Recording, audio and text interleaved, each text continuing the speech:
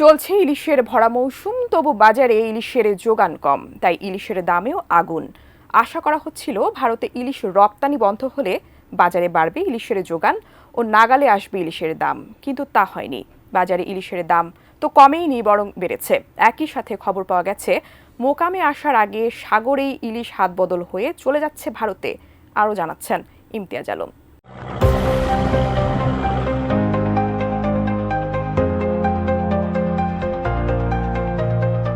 মাছ ধরা পড়তেছে কম।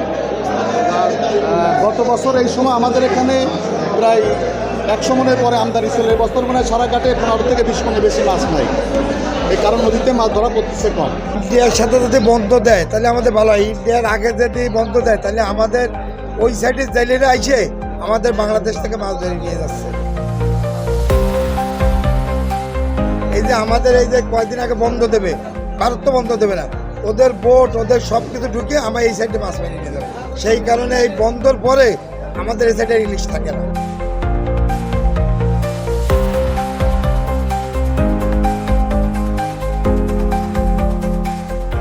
বরিশালের সবচেয়ে বড় পাইকারি মাছের বাজার পোর্ট রোডের খালে দেখা যায় না ইলিশ শিকারের ট্রলারের সেই দীর্ঘ লাইন।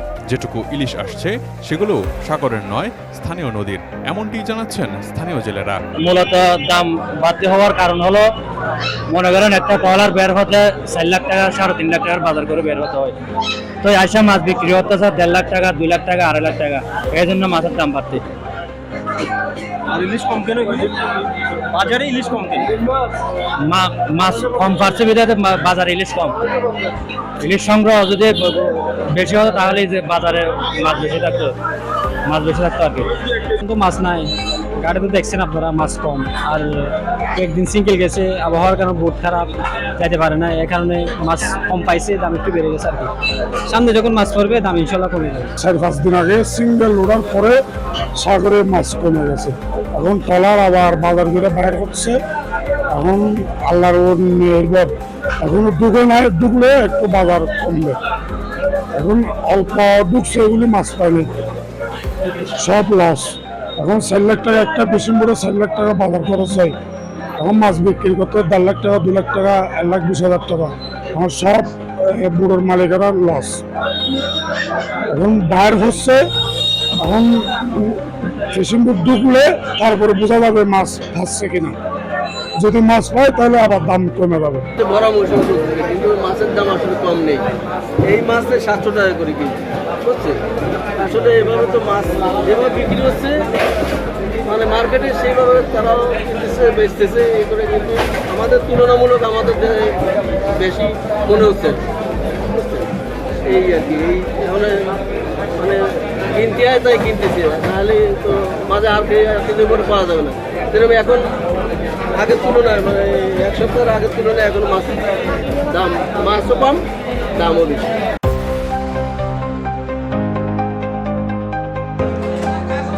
তাদের কাছে প্রশ্ন রাখা হয়, তাহলে সাগরের ইলিশ যাচ্ছে কোথায়? সঙ্গে সঙ্গে মোবাইল বের করে সাগরে ইলিশ শিকারে থাকা এক জেলেকে কল দিলেন উপস্থিত থাকা জেলে রফিক। লাউডস্পিকারে দিয়ে জিজ্ঞেস করলেন, কেমন মাছ পাইছো? অন্য পাশ থেকে উত্তর আসে, যা পাইছি তা সাগরে বসেই বিক্রি করছি। কাদের কাছে বিক্রি করেছ এমন প্রশ্নের উত্তরে জবাব এলো ভারতের জেলেদের কাছে। আড়তে ইলিশ উঠানোর চেয়ে ভারতীয় জেলেদের কাছে ইলিশ বিক্রি করা সহজ। ভারতীয় জেলেরা দরদাম না করার কারণে মহাজন খুশি। তোরা নদী বাদ দিয়া সাগরে আয়, এমন পরামর্শ সাগরে থাকা জেলেদের। 7 দিনে আইছে, 7 দিনে আইতে 200 মাছ হয়েছে। এতে তো বাজার গেছে 1 লক্ষ 1.5 লক্ষ টাকা, মাছ বাঁচাইব না 20,000 টাকা। ঠিক আছে, এই অবস্থা সাগরে পরিস্থিতি বর্তমানে পরিস্থিতি খুবই খারাপ সাগরে।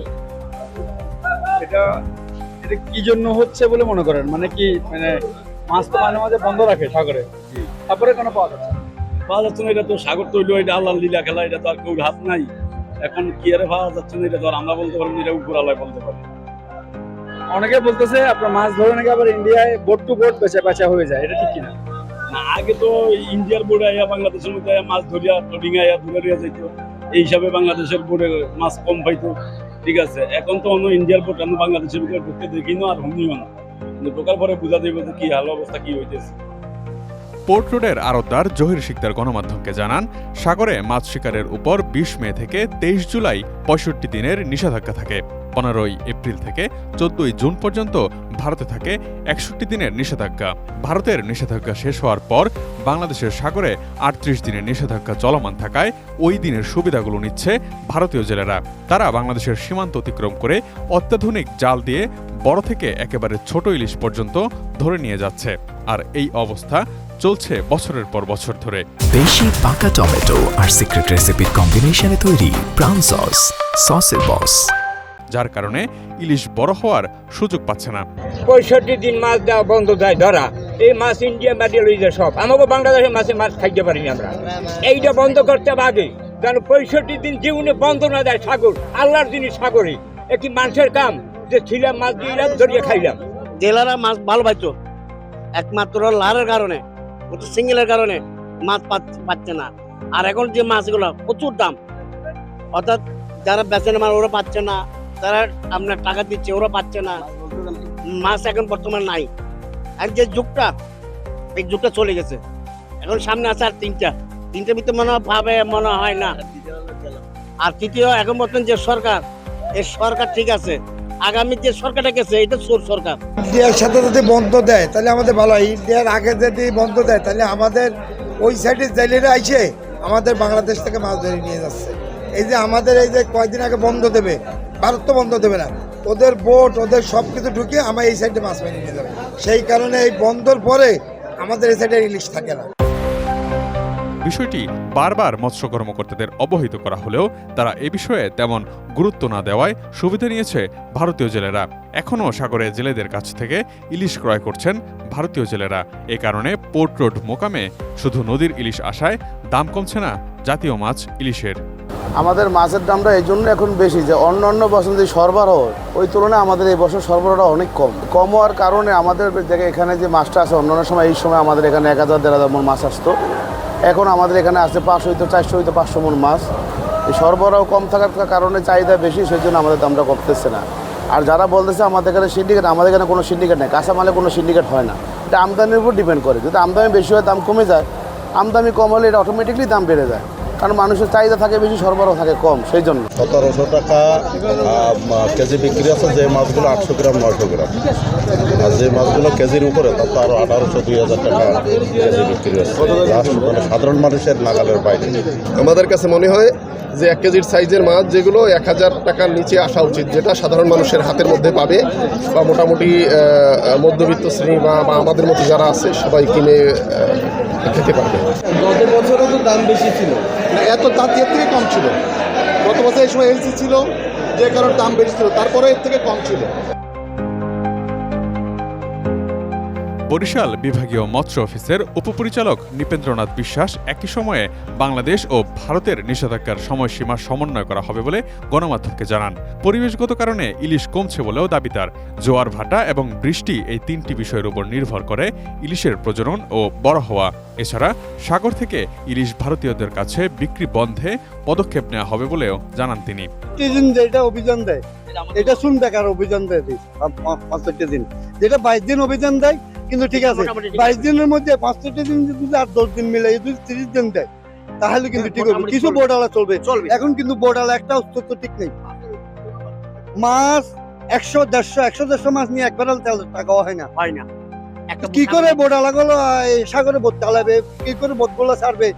বোর্ডালা সবগুলো মরা, জায়গা জমিন যদি ঘন্টা 2 ঘন্টা থাকে এগুলো বিক্রি হয়ে গেছে, কিন্তু আর বিক্রি করার জায়গা জমিনও বোর্ডালাদের নেই। কিন্তু এই 65 দিন অভিযানটা বেশি নষ্ট করতেছে। 22 দিন অভিযানটা থাকলে এখান থেকে 65 দিন থেকে 8-10 দিন যদি যোগ দেয়, 30 দিন অভিযানটা দিলে তারপরে ঠিক হবে, বোর্ডালাগুলো বাঁচবে। 65 দিনে কি অন্য দেশ মাছ ধরে?